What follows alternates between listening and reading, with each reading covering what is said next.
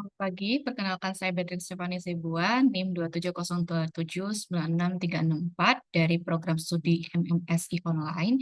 Dan pada saat ini saya akan mempresentasikan final exam saya untuk mata kuliah Digital Business and Transformation.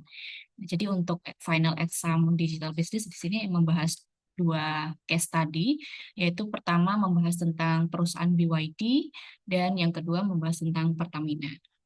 Untuk yang pertama, kita akan berfokus ke BYD.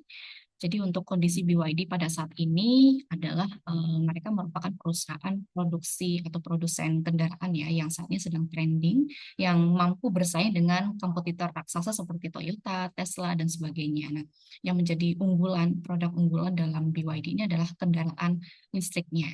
Nah, untuk BYD saat ini kondisinya adalah yang pertama, mereka sudah memiliki aplikasi digital seperti untuk monitoring dan kontrol mobil. Kemudian akses charging baterainya mereka sudah ada di mana-mana sehingga memudahkan untuk pengguna ya atau pengemudi. Kemudian untuk SMM atau brand awareness-nya mereka seperti mereka sudah menerapkan konten-konten yang berbasis edukasi, kemudian melalui IG, FB dan ada testimoni-testimoni dari komunitas atau pelanggan mereka. Nah, kemudian ada analytic system tools-nya ya. Nah, untuk apa yang menjadi tantangan atau yang menjadi konsiderasi untuk perusahaan BYD ini adalah yang pertama, di sini ada 5. Yang pertama, keterbatasan data customer behavior. Kemudian yang kedua, kompetitor dengan model analitik dan teknologi yang jauh lebih adaptif daripada mereka. Kemudian yang ketiga adalah fragmentasi data. Kemudian yang keempat, SMM belum terintegrasi dengan big data dan AI, jadi belum ada sistem prediktifnya. Kemudian yang kelima, value belum terukur oleh perusahaan dan customer, ini berhubungan dengan KPI. Nah, kita akan menjawab satu persatu. Di sini yang pertama, analisis terkait perubahan yang terjadi pada BYD di masa depan dengan memperhatikan 5 domain dalam transformasi digital. Nah, di sini ada 5, customer, competition, data, inovasi, dan value. Kita akan bahas mulai dari customer domainnya. Nah, sebelum itu BYD ini memang sudah bergerak yang menuju integrated digital mobility dan energi ekosistem, tapi untuk transformasi digitalnya seharusnya bukan lagi hanya sekedar akuisisi teknologi saja, tetapi juga bagaimana mereka meredefinisi bisnis mereka dan positioning industri mereka di pasar yang saat ini sedang padat ya, sudah padat. Kemudian untuk yang pertama, customer domain. Nah, realitas saat ini menunjukkan bahwa BYD ini bukan lagi sekedar produsen kendaraan listrik ya, namun beberapa 2-3 tahun terakhir BYD menjadi salah satu penjual EV terbesar global. Nah, ini mampu bersaing dengan otomotif lainnya seperti Toyota, Tesla, dan sebagainya. Nah, seperti di Indonesia, beberapa pembeli atau pelanggan BYD ini sudah masuk dalam golongan customer yang dikategorikan yang pertama early adopter EV, kemudian urban middle upper class atau pembeli dari kelas menengah ke atas, kemudian pembeli dari teknologi conscious consumers. Nah, kemudian yang seharusnya menjadi konsiderasi dalam domain customer ini adalah bagaimana BYD ini bukan lagi hanya berfokus pada kepemilikan kendaraan, tapi juga harus bergeser menjadi smart digital experience consumers dan digital lifetime consumers relationships ya. Jadi lebih mengedepankan pada bonding gitu. Nah, kemudian untuk yang menjadi konsiderasi BYD ini adalah pemahaman mereka terkait customer behavior ini masih sangat minim dan belum optimal, dan integrasi datanya masih silo atau terfragmentasi, jadi belum ada terpusat dan terkoordinasinya. Nah, inilah yang kemudian membuat BYD itu masih belum sampai pada tahap predictive personalization. Nah, seharusnya eh, di kondisi seperti ini, model hubungan seharusnya berbasis data dan bersifat prediktif dan personal, sehingga dibutuhkan integrasi CRM dengan big data, AI, dan cloud computing. Nah, dengan cara itu, maka customer journey dan experience itu tidak berhenti pada kepemilikan kendaraan, tapi berkembang menjadi hubungan yang jangka panjang. Nah, kemudian kita bahas di domain berikutnya yaitu competition domain. Nah, perkembangan digital saat ini tuh membuat batas industri semakin kabur ya, karena perkembangannya sangat masif, jadi tidak ada keterbatasan dalam inovasi teknologinya. Nah, memang BYD ini memiliki beberapa keunggulan ya, dari sistem atau model kendaraan mereka berbasis listrik, kemudian charging baterainya mereka di mana-mana, kemudian untuk platform digital mereka sudah menerapkan ya di beberapa sistem kendaraan mereka. Tapi yang menjadi pertimbangan atau yang menjadi urgensi adalah kompetisi masa depan itu ditentukan bagaimana kita menguasai atau bagaimana kemampuan penguasaan terhadap data, AI, dan pengembangan ekosistem digital, sehingga diperlukan meningkatkan kematangan software dan AI. Nah, kemudian kita akan bahas mengenai domain data. Nah, seperti yang kita pahami bahwa data itu merupakan aset perusahaan ya, aset perusahaan dan menjadi inti dari transformasi digital. Maka dengan kondisi BYD yang data-datanya masih terfragmentasi dan silo, itu harus diperbaiki ya. Dan karena integrasi mereka masih belum sepenuhnya didukung oleh big data dan AI. Maka dengan cara solusinya adalah kita mulai berfokus ke penerapan big data dan integrasi AI untuk sebagai analytic tools dan predictive tools-nya. Nah, untuk tahapan memang yang kita pahami sebelum masuk ke predictive dan preskriptif ada tahapan deskriptif diagnostis ya. Ya, untuk BYD sendiri sudah masuk dalam monitoring kondisi kendaraan. Nah, yang belum itu yang belum itu bagian prediktif dan preskriptifnya. Nah, untuk yang berikutnya adalah domain innovation. Domain innovation ini bermula BYD ini awalnya hanya berfokus pada teknologi baterai dan efisiensi EV, tapi seharusnya tidak berhenti di situ saja ya, melainkan harus punya sistem konektivitas software, AI, dan layanan digitalnya. Nah, untuk itu inovasi BYD harus mencakup integrasi AI, kemudian pembaruan fitur berbasis kota, dan analitik prediktif untuk peningkatan desain model yang baru. Kemudian yang terakhir ada value domain. Jadi untuk kondisi BYD sendiri, ini nilai transformasinya masih belum terukur ya, ini berkaitan dengan KPI. Nah, artinya BYD sukses melakukan digitalisasi tapi belum sepenuhnya mencapai digital value realization. Maka dari itu, data-data atau value yang berasal dari subscription features, kemudian layanan berbasis data, efisiensi operasional melalui AI, dan retensi pelanggan berbasis personalisasi, itu harus bisa diukur oleh KPI. Nah, untuk standarisasi KPI-nya di sini ada 4 yang saya rangkum. Yang pertama adalah KPI yang berdasarkan customer lifetime value, kemudian digital engagement rate, kemudian predictive maintenance cost reduction, dan data-driven marketing ROI berbasis ROI. Nah, sehingga transformasi digital BYD itu bergeser menjadi dari awal tradisional otomotif manufaktur menjadi electric vehicle producer, kemudian bergeser menjadi connected mobility provider, dan yang terakhir adalah AI-driven digital mobility ecosystem. Nah, kita akan lanjut ke soal nomor 2, bagaimana menerapkan strategi CRM yang optimal untuk BYD sesuai dengan kebutuhan bisnis. Yang pertama, untuk kondisi BYD, seperti yang saya jelaskan sebelumnya, data-data mereka masih terfragmentasi, kemudian integrasinya belum optimal, dan CRM-nya masih belum terintegrasi dengan big data dan AI. Nah, maka dari itu di sini saya susun menjadi beberapa, yaitu yang pertama strategi CRM BYD itu ada dari operational CRM, analytical CRM, kemudian yang terakhir sosial CRM. Nah, untuk yang operational CRM di sini ada beberapa aspek. Yang pertama, mobile apps, kemudian chatbot AI, ada portal pelanggan, ada video consultation, kemudian ada media sosial, ada dealer, dan service center-nya. Kemudian untuk yang menjadi permasalahan utama dalam mobile apps ini, data usage kendaraannya masih terpisah dengan data service ya. Kemudian seharusnya output yang diharapkan itu nantinya kalau misalnya ada integrasi API dan berbasis cloud, maka dapat real-time vehicle behavior dapat ke tracking. Kemudian ada chatbot AI. Nah, masalah utamanya adalah tidak terhubung dengan histori pelanggan, sehingga dibutuhkan sinkronisasi chatbot ke CRM Core.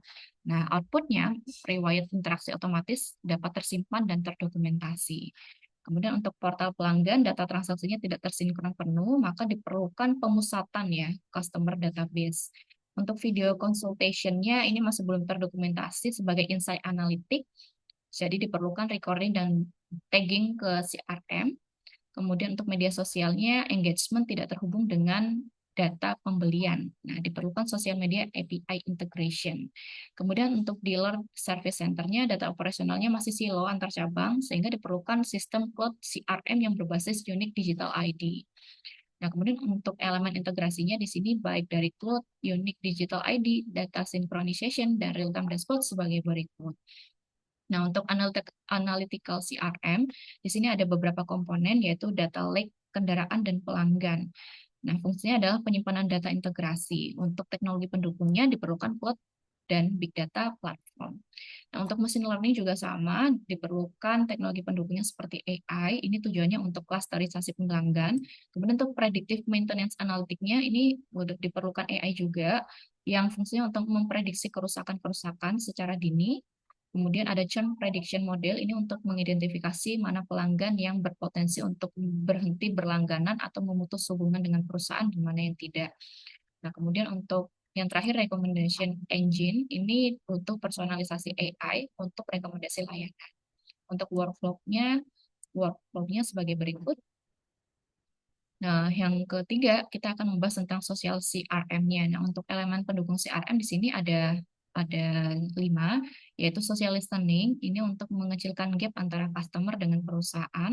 Kemudian ada influencer identification, kemudian ada hashtag campaigns, jadi perlunya mengadakan campaigns ya, ini untuk memperkuat bonding antara customer dengan company. Kemudian ada integrasi komentar dan DM. Ini nanti tujuannya untuk ke CRM utama dan API ya, supaya terlacak dan terdokumentasi riwayat interaksi sosial dengan customer. Kemudian diperlukan AI sentiment analisisnya dan dibuatkan dashboard. Nah, ini untuk tujuannya untuk mengidentifikasi early warning signal atau early issue detection.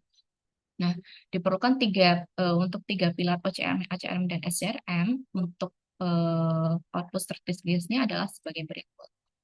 Kita lanjut ke arsitektur strategis CRM BYD-nya. Jadi di sini yang pertama adalah dari fase customer touch point, kemudian datanya masuk melalui cloud computing dan API integration, kemudian akan tersimpan di big data dan akan diolah oleh AI, kemudian akan masuk ke dashboard CRM untuk pengambilan keputusan ya di level manajerial, dan yang terakhir ada personalized customer action.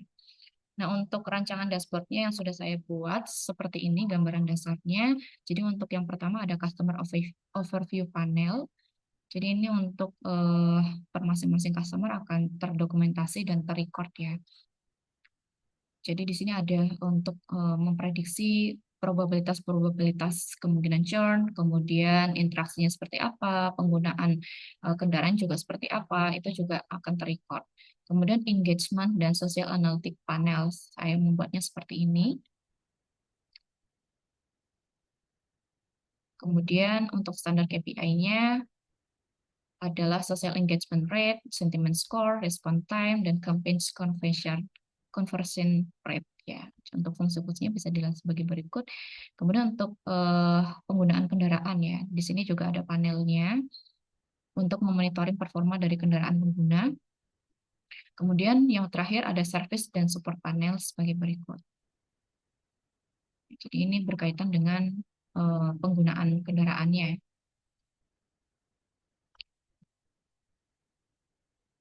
Kita lanjut ke soal berikutnya untuk cara kerja dashboard CRM BYD. Jadi data dikumpulkan dari mobile apps, telemati kendaraan, dari medsos, dealer dan service center itu harus terpusat dan terintegrasi dalam satu platform yang sama supaya tidak terfragmentasi. Kemudian data akan masuk ke cloud atau cloud data lake. Kemudian dengan AI akan dilakukan segmentasi pelanggan, sentimen analisis, predictive modeling, dan behavioral clustering. Nah, dari hasil analitik tersebut nanti akan divisualisasikan dalam bentuk dashboard ya secara real time. Dan yang terakhir, sistem akan menghasilkan rekomendasi otomatis. Dampaknya adalah peningkatan retensi pelanggan, pengurangan biaya servis, peningkatan efektivitas digital marketing, kemudian menciptakan personalisasi layanan dan mengubah data menjadi competitive advantage. Kemudian yang soal ketiga, bagaimana strategi pemasaran media sosial untuk meningkatkan engagement dan loyalitas pelanggan BYD. Jadi di sini saya bagi menjadi beberapa, yaitu yang pertama ada konten strategi. Nah, memang betul saat ini BYD memiliki ada konten-kontennya ya, tapi bisa ditingkatkan dan dikembangkan lagi dari yang awalnya untuk sarana promosi digital, bisa ditingkatkan menjadi konten edukatif ya, konten edukatif seperti bagaimana optimasi charging baterai, kemudian infografis efisiensi biaya EV, dengan kendaraan konvensional, kemudian mengemas testimoni pelanggan, kemudian menampilkan konten-konten behind the scenes teknologi baterainya, kemudian bisa menampilkan konten-konten yang berhubungan dengan simulasi penghematan energi. Nah, ini akan meningkatkan hubungan ya, interaksi dengan customer ya. Jadi bukan hanya lagi berhenti pada promosi saja. Kemudian untuk yang selanjutnya adalah community strategy. Nah, di sini bisa membentuk komunitas resmi, kemudian mengadakan campaign atau challenge ya yang melibatkan customer, kemudian ada event dan live streaming, kemudian ada member spotlight, ya. Terus ada data-driven personalization. Nah, data-data dan interaksi tadi yang sudah didapatkan dan dikumpulkan harus terintegrasi dengan profil pelanggan di CRM. Contohnya, kalau misalnya customer-nya sering menonton video charging, maka sistem akan secara otomatis merekomendasikan charging device. Kemudian, jika customer sering berkomentar tentang performa kendaraan, maka sistem akan mengkategorikan customer tersebut sebagai potensial brand advocate, ya gitu. Nah, kemudian ada dari aspek social commerce integration. Seperti yang kita pahami bahwa pipeline itu diawali dengan brand awareness, kemudian masuk kepada tahap konsiderasi, kemudian masuk kepada conversion atau dealing, kemudian masuk ke retention atau loyalty. Nah, dengan adanya social commerce integration, maka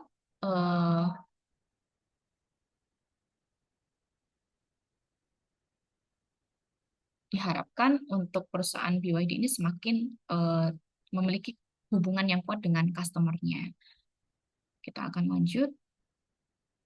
Yang terakhir adalah loyalty amplification. Jadi ini bisa menerapkan atau mengimplementasikan program gamifikasi loyalty program, kemudian ada referral reward system, ada exclusive digital badge, ada early access update. Jadi ini diperuntukkan pada pengguna-pengguna aktif atau pelanggan aktif BYD-nya gitu. Nah, kita akan masuk ke soal nomor 2, tipe 2 yang membahas tentang Pertamina. Jadi untuk perusahaan Pertamina sendiri, kondisinya yang pertama mereka sudah memiliki aplikasi My Pertamina, kemudian ada chatbot mereka yang bernama PCC 135 Omnichannel. Nah, yang menjadi permasalahan dalam Pertamina ini adalah datanya terfragmentasi, kemudian yang kedua belum adanya sistem prediktif yang secara real time untuk merekomendasikan rute terbaik ya dalam distribusi bahan bakar, sehingga ini diperlukan untuk mengecilkan risiko keterlambatan. Nah, kondisi saat ini lintas unitnya masih belum optimal, datanya masih deskriptif dan historis, dashboardnya hanya berupa monitoring, dan customer insight-nya masih bersifat transaksional. Maka diperlukan rekomendasi perbaikan sebagai berikut, yaitu Enterprise Data Lake berbasis cloud atau ERP, kemudian predictive dan prescriptive analytic yang mengintegrasikan AI, kemudian real-time decision dashboard, dan yang terakhir behavioral dan demand forecasting. Untuk yang dari sisi transportasinya, Pertamina saat ini memang memiliki kapal tanker, jaringan pipa, dan armada darat. Tapi yang menjadi permasalahan adalah belum ada optimasi rutenya, dan risiko keterlambatannya masih belum bisa tertangani secara prediktif. Nah, maka diperlukan model cerdas yang direkomendasikan yaitu real-time IoT visibility, kemudian AI dynamic route optimization, kemudian predictive maintenance AI, dan risk prediction model. Kemudian dari sisi inventory-nya, permasalahannya adalah tingginya biaya penyimpanan, tingginya working capital, kemudian risiko inefisiensi. Nah, untuk strategi informasi transformasi yang dibutuhkan untuk aspek inventory adalah dynamic safety stock, kemudian AI demand prediction, kemudian automated smart replenishment, kemudian yang terakhir adalah data driven balancing. Nah, soal nomor 5, analisis performa supply chain terhadap dua segmen yaitu responsiveness dan efisiensi. Pertama, ini bukan hanya mengejar efisiensi biaya, namun juga harus menjaga stabilitas pasokan energi nasional. Maka dari itu dibutuhkan keseimbangan antara responsif dan dari aspek efisiensi. Nah, untuk dari sisi responsif, kondisi saat ini jaringan distribusi nasional melalui kapal tanker, pipa, armada darat, dan mendukung respon cepat ya. Untuk buffer stoknya masih tinggi, untuk menjaga ketersediaan energi nasional, kemudian monitoring distribusinya sudah terdigitalisasi, platform My Pertamina dan PCC sudah membantu menangkap data pelanggan. Tapi yang menjadi masalah, data lintas unitnya masih belum real time. Analitiknya masih belum dominan dan analitiknya masih belum secara optimal, masih dominan deskriptif. Kemudian untuk risk manajemennya masih bersifat reaktif, dan kategori moderate high operational responsiveness belum predictive responsiveness. Nah, maka diperlukan strategi transformasi digital sebagai berikut, yaitu membangun unified cloud-based data, kemudian implementasi AI, kemudian integrasi IoT, kemudian ada predictive risk analysis, seperti cuaca, keterlambatan kapal, gangguan distribusi, dan sebagainya. Kemudian diperlukan dashboarding ya. Nah, untuk implikasinya tentu akan berdampak pada transisi dari reaktif menjadi antisipasi. Kemudian penurunan risiko kelangkaan energi, peningkatan ketahanan energi nasional, respon krisis lebih cepat dan tertangani berbasis data, bukan reaktif lagi, dan meningkatnya kepercayaan publik dan stabilitas nasional. Kemudian aspek yang kedua dari sisi efisiensi, untuk kondisi saat ini buffer stok tinggi meningkatkan holding cost, kemudian biaya logistik besar karena jaringannya nasional luas, kemudian infrastrukturnya kompleks, ada perencanaan rutenya belum berbasis dynamic optimization, jadi tingkat risiko keterlambatannya masih sangat besar, kemudian datanya masih silo dan terfragmentasi, ini bisa menghambat optimalisasi global, dan untuk strateginya diperlukan AI, ya AI driven dynamic untuk inventory optimisasinya, kemudian untuk demand sensing berbasis data My Pertamina, kemudian dynamic route optimization untuk distribusi laut dan darat, kemudian AI untuk predictive maintenance berbasis IoT, kemudian enterprise cloud integration untuk mengurangi redundansi sistem. Nah, efeknya adalah penurunan holding cost dan working capital, kemudian peningkatan inventory turnover, kemudian optimalisasi biaya logistik dan distribusi, peningkatan asset utilization, dan efisiensi biaya. Nah, untuk soal nomor 6, perancangan blueprint transformasi digital teknologi industri 4.0 terhadap PT Pertamina Persero. Jadi untuk area permasalahan yang pertama, fragmentasi data, solusinya adalah platform terpusat ya, atau ERP. Jadi untuk teknologi yang diusulkan di sini ada cloud computing, big data, master data management. Untuk cara kerjanya yaitu membangun enterprise cloud-based data lake yang mengintegrasikan data My Pertamina, chatbot, inventory, dan operasional melalui API secara real time.